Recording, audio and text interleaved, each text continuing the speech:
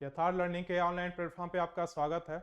आज आरओ के एग्ज़ाम हो या फिर पीसीएस का एग्ज़ाम हो, एक निबंध का क्वेश्चन आता है। आपको हिंदी में आता ही है, आपको करना होता है, निबंध लिखना होता है।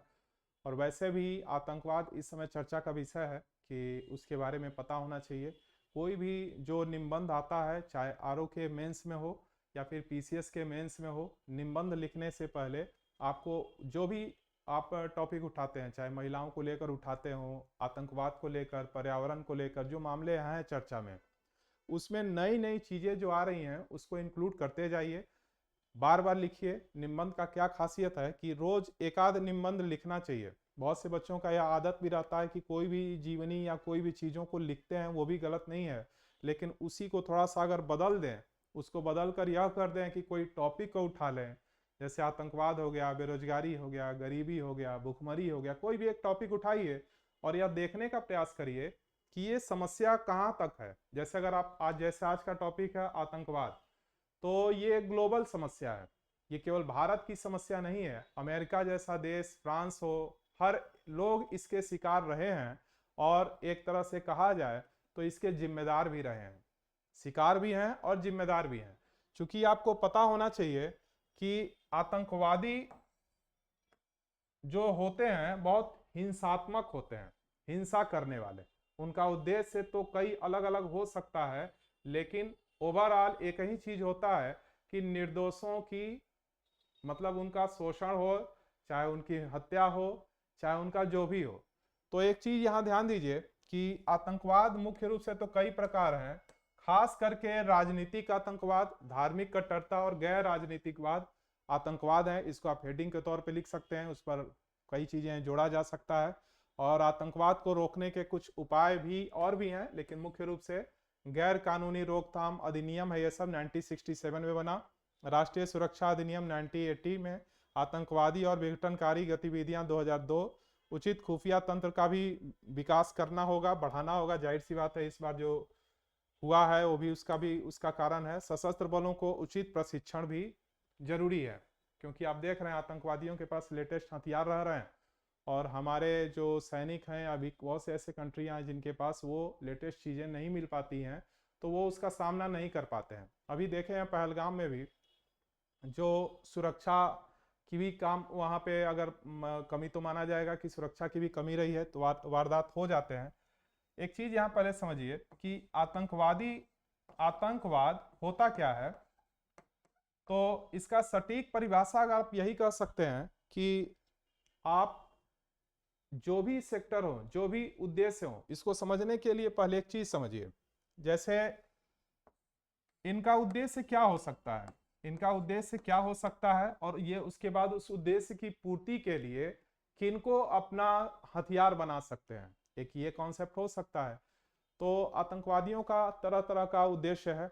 कुछ आतंकवादियों का मुख्य उद्देश्य होता है कि अपने धर्म के प्रति कट्टर होते हैं, तो उसको बढ़ावा देने के लिए अन्य धर्मों के साथ इस तरह की चीजों को कर सकते हैं। दूसरे आतंकवाद का यह सोच हो सकता है कि हमारा जो यह एक क्षेत्र है या एक हमारा विशेष वर्ग है, इसको बाकियों की तुलना में श्रेष्ठ बनाया जाए। बहुत से अपने अपने कॉन्सेप्ट हो सकते हैं। कुछ देश भी हो सकता है कि मेरी अपनी छवि इसमें पूरी तरह से बढ़ जाए, ये सारी चीजें। इसलिए इसको राजनीतिक और धार्मिक और गैर राजनीतिक रूप में बांटा गया है। अब ये हथियार बनाते हैं किसको, जैसे कोई भी गरीब आदमी हो, कोई व्यक्ति अगर गरीब है और गरीब के साथ साथ बेरोजगार है, जाहिर सी बात है गरीब में ही अपने आप उसका कारण है बेरोजगारी, उसका कारण है गरीबी है, बेरोजगारी है।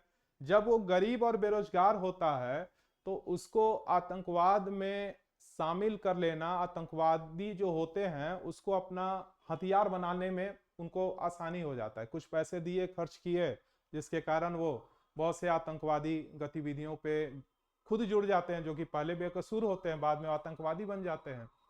इसके अलावा सरकार को या विश्व को इस पर क्या करना चाहिए, और आतंकवादियों का कई तरह का प्रॉब्लम, मतलब कई प्रकार से इफेक्ट करते हैं। जैसे क्या क्या कर सकते हैं, क्या आपका नुकसान कर सकते हैं। तो कहीं जाकर, जैसे पहलगाम में हुआ था, सीधे आकर के धार्मिक रूप में आपको मार दें, या फिर इसके अलावा नकली नोट उट चलाने लगे, वो भी आतंकवादी गतिविधि है। खाद्य पदार्थों में मिलावटी कर दें, वो भी है, आतंकवादी गतिविधियों में शामिल है, साइबर अपराध भी है, बहुत सी चीजें हैं। तो हर एक सेक्टर में आपको हर तरह तरह से चैलेंज दे सकते हैं, और जिसको झेलने के लिए आम जनता शिकार बन जाती है। और इसके दोषी अगर देखा जाए तो सभी राजनीतिक दल कहिए या विश्व के बड़े देश भी इसके जिम्मेदार माने जाएंगे। अब देखिए, आतंकवादी गतिविधियां बड़े बड़े देश में भी सुरक्षा व्यवस्था कही जा सकती है, लेकिन बड़े बड़े देश भी इसको नहीं नकार सकते। इसके लिए आपको हर देश को, खास करके अगर भारत की नज़र की बात की जाए, तो हमें अपने सुरक्षा व्यवस्था को बढ़ाना होगा। हमारे जो भी सशस्त्र बल हैं उनको बेहतर प्रशिक्षण देना होगा। इसके अलावा अपनी सुरक्षा व्यवस्था के साथ साथ लोगों में यह कोशिश करना होगा कि गरीबी और भूखमरी उस हद को ना पार कर जाए कि लोग पैसे के कारण चीजों को आसान बना दे। जब आदमी गरीब और बेरोजगार होता है तो भ्रष्टाचार में लिप्त हो जाता है। और जब ये व्यक्ति, अगर कोई घर गरीब है और उसके घर रोजी रोटी नहीं है, तो वो जाहिर सी बात है कुछ पैसों के कारण भ्रष्टाचार में शामिल होगा। और वो जब आप ही का अपना आदमी शामिल हो जाएगा, चूंकि अपनी उसकी प्रॉब्लम है, उस कमी को फेस नहीं कर पा रहा है, तो कोशिश यह करनी चाहिए किसी भी देश में, किसी भी सरकार को, जो भी उसके जिम्मेदार हैं, उसको यह कोशिश करना चाहिए कि उस देश में ये ऐसे लोगों पर ज्यादा काम हो, मतलब कोई भूखे ना मर रहा हो, कोई गरीबी से इतना ना परेशान हो कि वो गलत कदम उठाने के लिए मजबूर हो जाए, इस पर भी काम करना चाहिए। बाद में ये सारी चीजें, और दूसरा चीज है उन लोगों पे कड़े एक्शन लेना चाहिए। अभी देख रहे हैं, अभी एक पहलगाम में ही हो गया, तो कई देश आपस में ही लगे बटने कि हम इनके साथ नहीं, और ये आतंकवाद पे एक मंच पे बात करने के लिए कोई तैयार ही नहीं। क्यों? क्योंकि इसको माना जा रहा है कि आपकी पुरानी समस्या है, जिसके कारण वहां के लोगों को ये प्रॉब्लम है, जिसकी वजह से ऐसे वारदात हो जाते हैं। तो ये हर क्षेत्र में, हर एक देश में आपको देखने को मिलेगा। पहले आपको आतंकवादी को, चाहे वो किसी भी क्षेत्र में हो, किसी भी उद्देश्य से हो, वो चाहे क्षेत्रीय मामला हो, धार्मिक मामला हो, या कोई एरिया का मामला हो, कोई रणनीतिक मामला हो, कोई सामाजिक मामला हो, या किसी वर्ग का मामला हो, उस मामले के कारण किसी मासूम की जान अगर गई है तो उसको आतंकवादी मानना चाहिए, और उसे उसी प्रकार से सजा मिलनी चाहिए। ये नहीं कि उसको आतंकवाद के पीछे की पटकथा को, यानी किस कारण से वो कर रहा है वो तो है ही, लेकिन फिलहाल उसको दंडित करने का भी काम करना चाहिए। दूसरा चीज यह है कि आतंकवाद के मूल कारणों पर जाना होगा। फिर वही बात आ गई कि गरीबी और भुखमरी को हमें दूर करना होगा। बहुत से अफ्रीकी देश हैं और विश्व, और सबसे बड़ी बात है कि हर देश में होड़ लगा है कि हमारे पास ये हथियार है। अभी आप मीडिया में भी देखते होंगे कि इनके पास इतना परमाणु बम है, वो उनके पास उतना परमाणु बम है, भारत के पास ये है, भारत यस-400 का हम लोग तो उस सौर्य देखा ही गया, और ब्रह्मोस का। लेकिन होड़ तो लगा ही है कि हम ज्यादा से ज्यादा हथियार खरीद लें, पाकिस्तान के पास ये हथियार है। हम लोगों ने एक दूसरे से हथियारों की तुलना करके खुद को बेस्ट बनाने का काम किया है। इस पर कभी नहीं चर्चा होता कि हमारे यहाँ इतने गरीब और भुखमरी लोग अब कम हो गए हैं। हमारे यहाँ ग्लोबल रूप में पर्यावरण को लेकर हम लोगों ने इतना कदम उठा लिया है। ये केवल भारत की समस्या नहीं है, ये पूरे विश्व में यही बचा हुआ। और खास करके जो बड़े देश हैं, खासकर अमेरिका और रूस जैसे देशों को ही देख लीजिए, जिसको आप गार्जियन कह सकते हैं, उनका भी वही हाल है। छोटे देशों के साथ यूक्रेन, रूस, चूंकि अब तो नाटो का सदस्य बनने की होड़ के कारण ही हुआ, लेकिन जो भी कारण है, यूक्रेन तो उनकी तुलना में बहुत छोटा देश है। फिर भी अमेरिका को ही देख लीजिए, हर एक मामले में, क्योंकि उसको हथियार तो बेचना ही है। तो इन सब चीजों से आतंकवादी को बल मिलता है, उनको एक बल मिलता है, जिसके कारण पूरे समाज में वो अपना बहुत अच्छे से जो पौधा लगाए हैं उसको और शाखाएं बढ़ाते चले जा रहे हैं।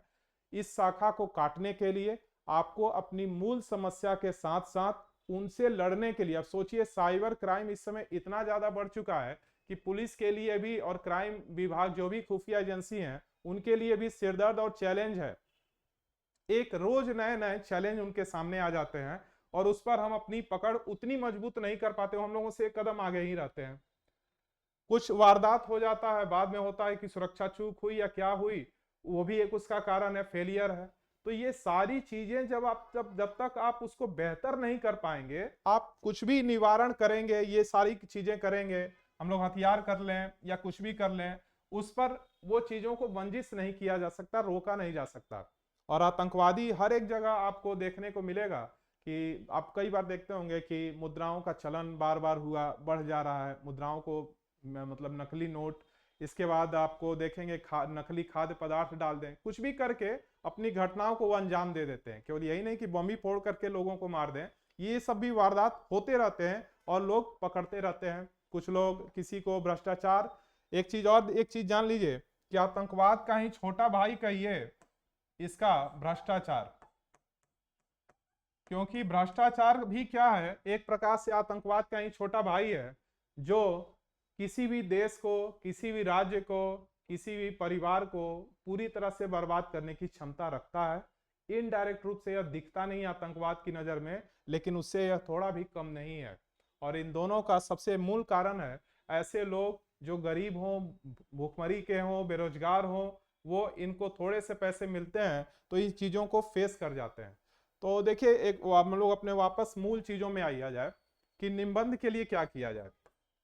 तो देखिए, निबंध में क्या करेंगे, पहले तो आप एक हेडिंग डालेंगे कि आतंकवाद की परिभाषा अपने हिसाब से आप लिखने का प्रयास कर सकते हैं कि आतंकवादी वर्ड किसको कर सकते हैं।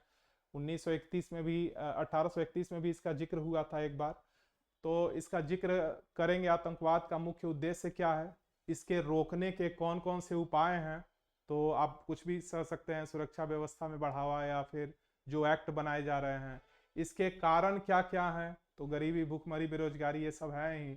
और उसके निदान के लिए सरकार को तो कदम उठाना ही चाहिए। आपकी अपनी इसमें क्या राय है, या आप लिखने का प्रयास करिए। गलत होगा, 2-4 निबंध अगर गलत भी होते हैं तो डेली ये नहीं कि आप सोचें कि हम एक ही निबंध लिखें और वही फाइनल होके ओके हो जाए, तो ऐसा नहीं होता है।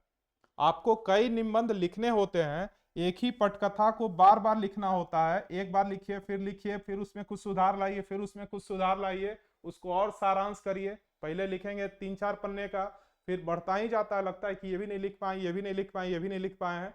तो उन मुद्दों को पहचानिए। सिर्फ 4 हेडिंग होना चाहिए आपका। आतंकवाद की मूल, पहले तो आप आतंकवाद को ही परिभाषित करेंगे, उसके बाद इसका उद्देश्य क्या है, उद्देश्य के बाद इसके संसाधन, इसके रोकथाम और इसके प्रभाव क्या हैं, इसके होने के कारण क्या हैं। ऐसे हेडिंग बनाकर उसकी रूपरेखा को तैयार करेंगे। पूरे विश्व में चाहे कोई भी देश हो, छोटा देश हो या बड़ा देश हो, आतंकवाद को जूझ रहा है।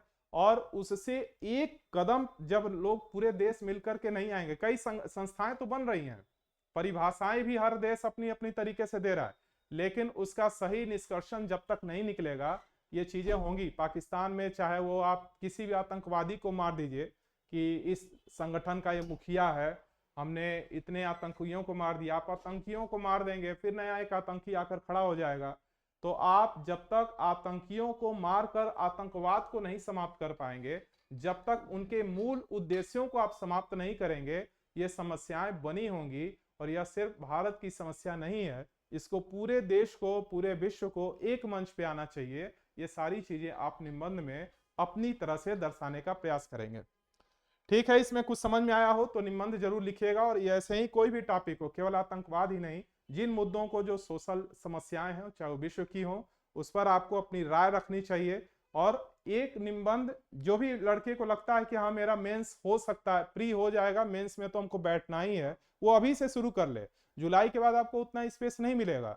और मेंस वाले तो, पुराने वाले तो दे ही रहे होंगे, और नए वाले जो 12 अक्टूबर के बाद पेपर होगा उसके लिए भी। और केवल एग्जाम की दृष्टि के अलावा आपको यह सोच भी रखना होगा कि जो मामले, चूंकि आतंकवाद इस समय चर्चा का विषय है, अभी देख ही रहे हैं ऑपरेशन सिंदूर बना आतंकवाद को खत्म करने के लिए, और वो अभी बोला जा रहा है कि अस्थायी रहेगा।